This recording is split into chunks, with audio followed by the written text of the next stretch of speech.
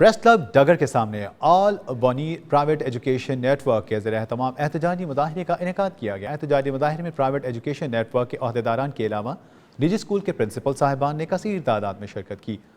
مظاہرین نے ہاتھوں میں پلے کارڈز اور بینرز اٹھا رکھے تھے جس پر تعلیم کا تحفظ دو اور معصوم اسکول کے بچوں کو تشدد کا نشانہ نہ بنانے کے نعرے درج تھے۔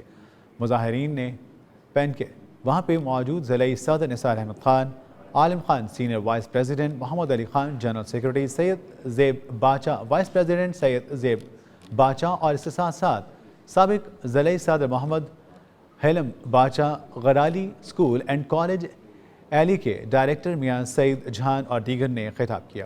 مقررین نے اپنے خطاب میں کہا کہ کل سوات میں اسکول کے بچوں کے ساتھ جو واقعہ پیش آئے ہیں اور اسکول کی گاڑی پر نامعلوم افراد کی طرف سے فائرنگ کے نتیجے میں ڈرائیور جاں بحق جبکہ اسکول کے 2 بچے فائرنگ سے زخمی ہو چکے ہیں، اس کی ہم شدید الفاظ میں مذمت کرتے ہیں۔ حکومت نے مطالبہ کیا کہ واقعے میں ملوث افراد کو پوری طور پر گرفتار کیا جائے اور امن و امان کی بحالی کو یقینی بنایا جائے۔ محمد حلیم باچا نے اپنے خطاب کے دوران کہا کہ آرمی پبلک اسکول کے بچوں کا خون اور والدین کے آنسو ابھی تک خشک نہیں ہوئے کہ سوات میں ایک اور واقعہ پیش آ گیا۔ سوات کو ایک مرتبہ پھر دھماکوں اور اس کے ساتھ بارود کا ڈھیر بنایا جا رہا ہے۔ امن و امان کی صورتحال دن بدن خراب ہو رہی ہے۔